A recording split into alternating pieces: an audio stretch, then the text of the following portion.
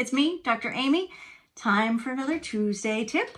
So this month in the community, we're really diving into methylation archetypes, which are these personality types that go along with methylation dysfunction. And it's really incredible. But what I see in my patient population, in the population of people that I talk to with the podcast and with the community, is that really, truly, people with methylation dysfunctions can divide themselves into 4 personality types that are very predictable. It's really like you can almost predict the words that are going to come out of people's mouths when they start talking, because you've seen this personality type, right? Like, I know who you are. And there's 4 of them, and they're linked in these groups of 2. So one group is the achievers and the athletes, and they have very similar responses to supplements with one notable difference. And the other group, which is kind of a little bit of the opposite, right? It's sort of opposite reactions from these 2, is the artists and the activists. And again, they are very linked. They have very similar responses to supplements. So most people fall on one side of this coin or the other.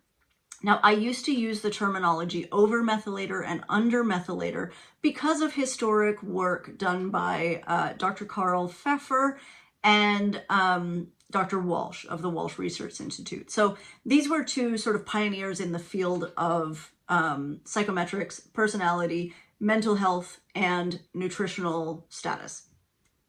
And they used those terms, under-methylator and over-methylator. But I've kind of gotten away from the terms simply because they're biochemically misleading, right? So it sounds like under-methylators just need more methyl groups. They need to methylate more. But that's not actually accurate. It's not biochemically accurate. So I can see why Dr. Pfeffer and Dr. Walsh made these categories and kind of characterized people in this way, because at first glance, without genetic testing and without the ability to test methylation in any way, it looks like that's what's happening.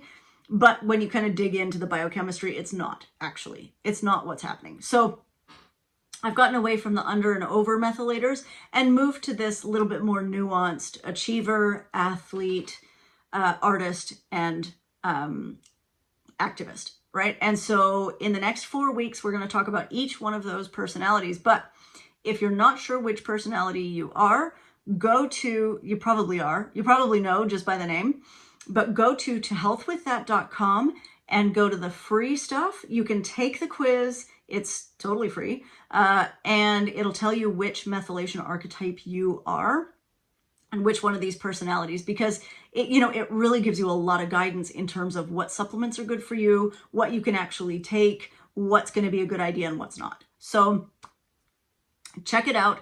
And over the next 4 weeks, we will be talking about those in detail. Now, don't be misled by the titles, right? Every athlete type is not a professional athlete. There are lots of professional athletes in there, but it's mostly like people who need some sort of physical outlet, need that physical activity to feel balanced and to feel well.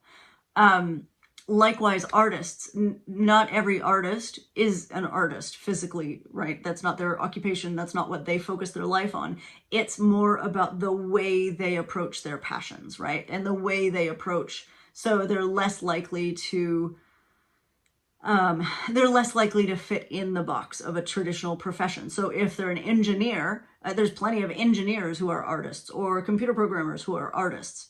Not because they do anything artistic, but because the way they approach engineering is from these like side views, right? They're not looking at it from the same path that other people are looking at it. They're looking at it in kind of a new way, right? And that is magical. That is what makes a person an artist, right? Or if you're the type that just like you get into the stream, you get into the flow. So when you're working on your whatever it is, or engineering, architecture, well, architecture is actually artistic, but whatever it is that you're working on, you are like in that absorbed flow where it's just happening for you. It's all coming, right? Those are the artists. So don't be confused by the names, and listen for the next 4 Tuesday tips. We are going to dive into these. Okay. Talk to you then. Bye.